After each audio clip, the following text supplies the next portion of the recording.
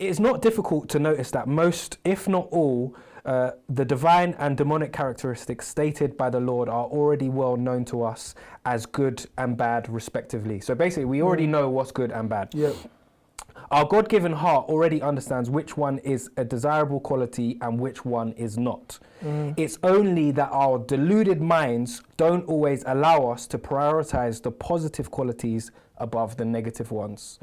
So the book's basically saying, our minds don't allow us to focus on the positives over... but that's a survival thing. Yeah, that's what I think. So carry on. Yeah, okay. And what the other thing I spoke about this book talks about is not getting too high and not getting too low. Staying in a state of neutral or calm. I actually wanted to discuss this because I think over the years, like we've been friends a long time now, and I think both of us have the highs don't get so high as anymore, and the lows don't get so low anymore. Yeah. Like, I think both of us have... But my lows get lower than my highs. But go on, carry but on. Maybe your lows don't get as low as before. Yeah. I get you. And I don't know, like in the concept of not getting too low, it's a good thing. Yeah. But in the concept of not getting too high, I don't know if it's a good thing. Yeah, it's hard, isn't it? Because I feel like, am I missing out on that enjoyment? Because it's a sacrifice, isn't it? Yes. Like now I'm not getting so low in certain things, but now I'm also not getting so high. Like just the other day, I did some work in Manchester and I just went off for a morning jog around. Come on, you're national, B. Come on. International.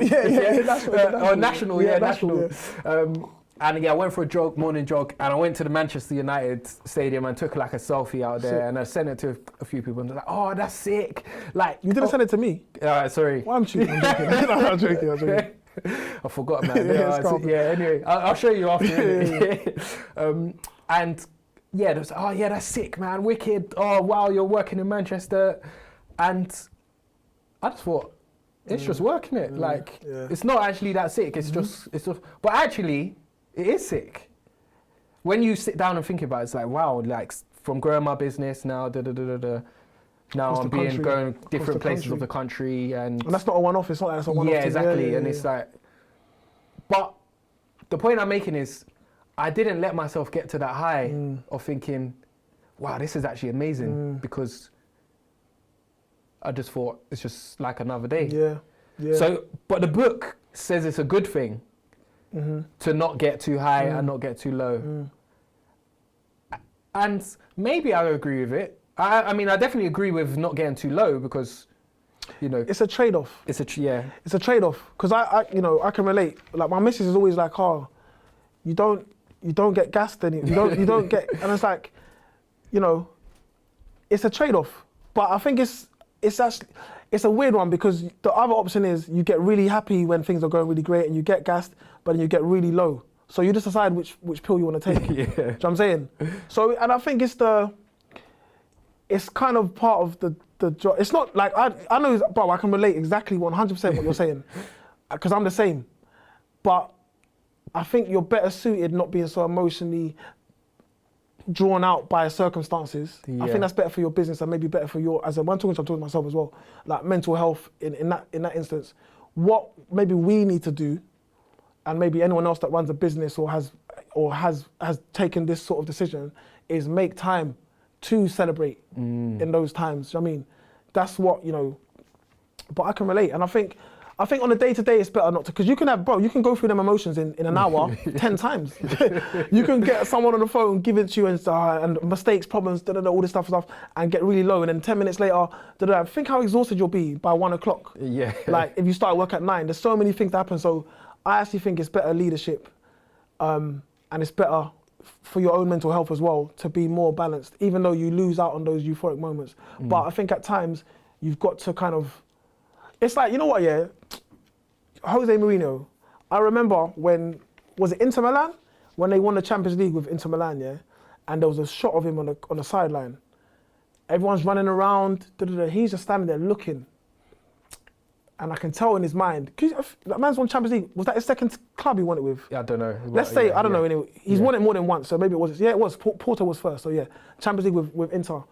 And I'm like, raw, this Brez won the Champions League with another club. He's a standard. And we know, he's thinking, boy, next season. He's thinking that, because he's done it now. It's done. He's won the Champions League. All right, next season I need to, or maybe the Italian league. He's not. All the players are doing the whole thing, all that stuff. So it's the kind of the trade-off. But it's the game, man. It's the game, and you choose your poison. Yeah. You choose, do what you want to do. This is going off topic from the book. But yeah, well. Would you say it's the trade-off to achieving great things?